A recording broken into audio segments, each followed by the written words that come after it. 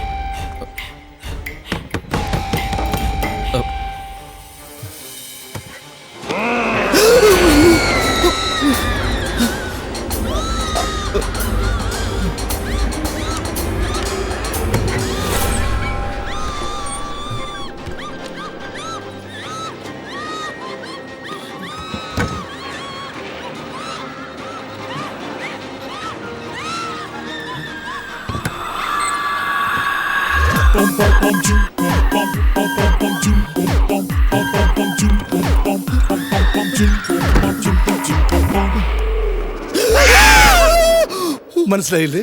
ഇല്ല, മനസ്സിലായില്ല. മനസ്സിലാക്കാൻ ഇതിനു മുമ്പ് നമ്മൾ കണ്ടിട്ടില്ലല്ലോ. തൂലികാ സൗഹൃദത്തിൽ താല്പര്യമുണ്ടെന്ന് കാണിച്ച് നീളമുള്ളൊരു ലോങ് കവറിൽ എഴുതിയിരുന്നില്ലേ? അവന്മാര് പറഞ്ഞിരുന്നു. പക്ഷേ ശ്രേയല്ല, പി ശ്രേയ. ശ്രേയ എന്നത് എന്റെ തൂലിക നാമമാണ്. My full name is P Shreyams Kumar MMLPS. MMLPS വല്ല ഡിഗ്രിയാ? അല്ല, മൂത്തകുന്നം മഹാത്മാ LPSലെ പൂർവ്വ വിദ്യാർത്ഥിയാണ്.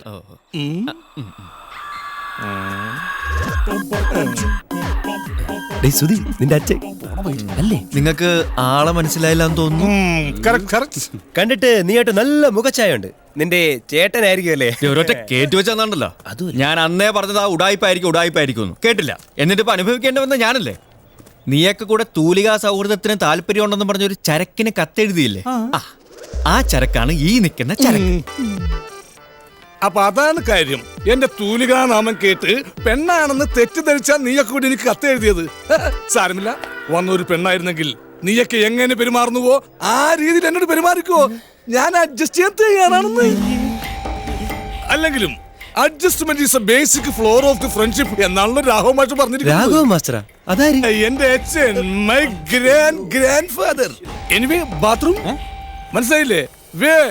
ബാത്റൂമിലേക്കുള്ള വഴി ആദ്യം എന്റെ ഉള്ളിൽ ഭാരം ഒന്ന് ഇറക്കി വെക്കട്ടെ, എന്നിട്ട് അവൻ ചർച്ച ചെയ്യാൻ പറ്റും. ആ കോറിഡോർ കൂടെ സ്ട്രേറ്റ് വിട്ടോ. ഓഹോ,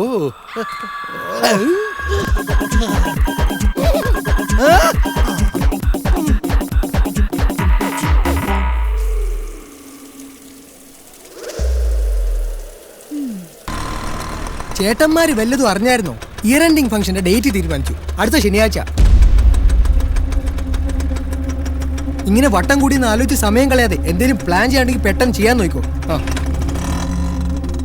കേട്ടല്ലോ, ശനിയാഴ്ച ഫംഗ്ഷൻ, ഇന്ന് തിങ്കളാഴ്ച. അപ്പൊ ഇനി ഫംഗ്ഷന് വിരലിലെണ്ണാവുന്ന ദിവസങ്ങൾ മാത്രം. അതിനിടയ്ക്ക് ഈ തൂലികാ ചരക്ക് കൂടെ ഉണ്ടെങ്കിൽ കുരുക്കൊന്നുകൂടെ മുറുകത്തേ ഉള്ളൂ. ഒഴിവാക്കിയാൽ നിങ്ങൾക്ക് കൊള്ളാം.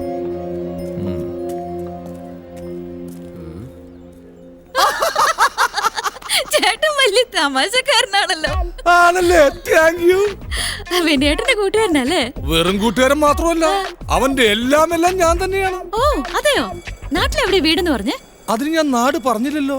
ഇല്ല, പക്ഷെ വിനയേട്ടൻ പറഞ്ഞിരുന്നു. എവിടെയാ വീട്? അത് അംബേദ്കർ വായനശാല തൊട്ട് വടക്കുവശം.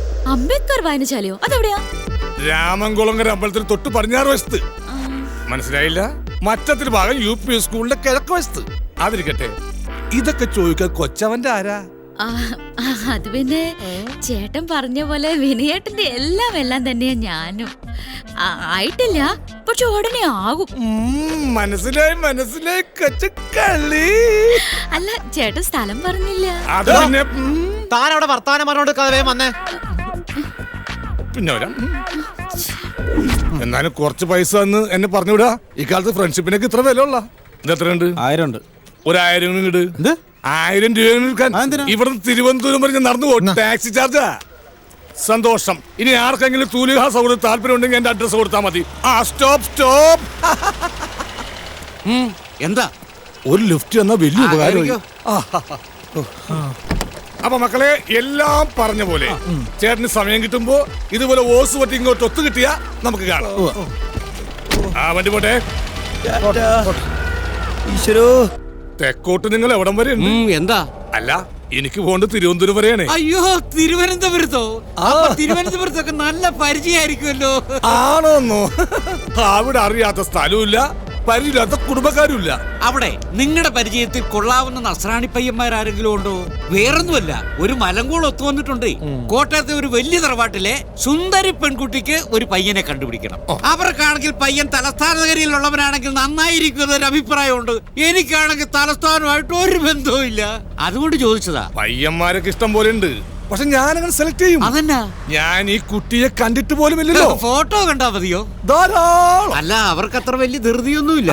എന്നാലും ഞാൻ എന്റെ പണി തുടങ്ങി വെക്കുന്നു എന്ന് മാത്രം. ഇത് നമ്മുടെ എല്ലാമല്ലേ?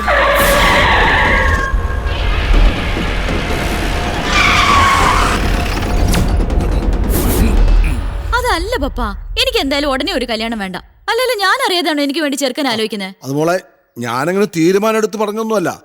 2 ദിവസം മുമ്പ് നമ്മുടെ കമ്പനിയിൽ ആ ബ്രോക്കർ കുഞ്ഞനന്തം വന്നപ്പോൾ വെറുതെ ഒരു ആഗ്രഹം പറഞ്ഞു. നല്ല പയ്യന്മാരെ വല്ലോണ്ടെന്ന് നോക്കി വെക്കുന്നത് തെറ്റില്ലല്ലോ. എന്നിട്ട് മോടെ തീരുമാനം ചോദിച്ചറിയാന്ന് വിചാരിച്ചു. അത്രേ. അതല്ലല്ലോ ഇവിടുത്തെ പ്രശ്നം.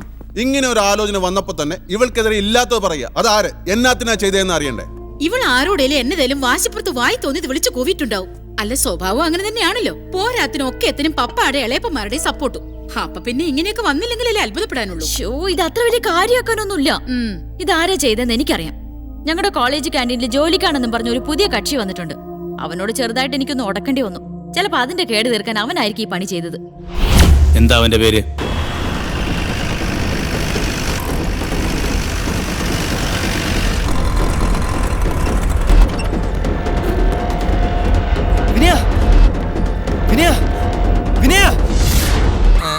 എന്താ? എന്തു പറ്റി? ആരെങ്കിലും ചത്തോ? ചത്തില്ല, ഉടനെ ചാവും. വിനയനെവിടെ? ഞാനും കണ്ടില്ല. ഇവിടെയൊക്കെ തന്നെ ഉണ്ടാവും. ഞാൻ വന്നപ്പോ അത് തുറന്നെടുപ്പുണ്ടായിരുന്നു. എടോ, താൻ പോയില്ലേ? ഓ, ഒന്നും പറയണ്ട. കേറിയ വണ്ടിക്കാരി ഇടക്കൊച്ച് നിർത്തി തിരിച്ച് ഇങ്ങോട്ട് തന്നെ പോന്നു. കൂട്ടത്തിൽ ഞാനും. ഇവിടെ എത്തിയപ്പോ ഞാനിങ്ങ് ഇറങ്ങി. ഇനി അവന്മാരുടെ ഇഷ്ടത്തിന് എത്ര വേണം തെക്കോട്ടോ വടക്കോട്ടോ വണ്ടി ഓടിച്ച് കളിക്കട്ടെ. വെറുതെ ഞാനെന്തിനു ബുദ്ധിമുട്ടേ?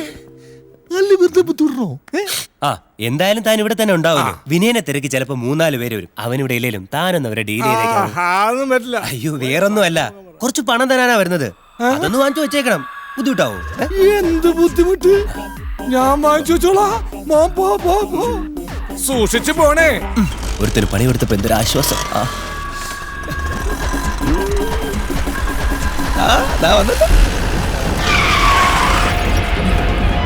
വാടാ വാടാ.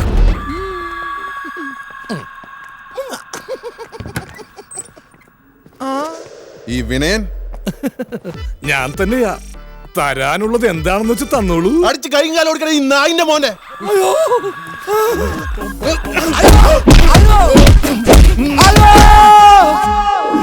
എന്റെ പൊന്നുമോളെ, നീ എന്നതൊക്കെ അവനെ കുറിച്ച് പറഞ്ഞത്? ആനയാണ്, കുതിരയാണ്, കോപ്പാണ്. ഇക്കണ്ട അടി മുഴുവൻ അടിച്ചിട്ടും അവൻ നിന്ന് കൊണ്ടതല്ലാതെ തിരിച്ചൊന്ന് കൈ ഓങ്ങിയത് പോലും ഇല്ല. അതെ അതെ അതെ, ഇവനാണോ കോളേജിലെ വലിയ ഹീറോ? ഇതൊരുമാതിരി കറുത്തു പടച്ച് കാട്ടുമാക്കാനെ പോലൊരു ജീവി.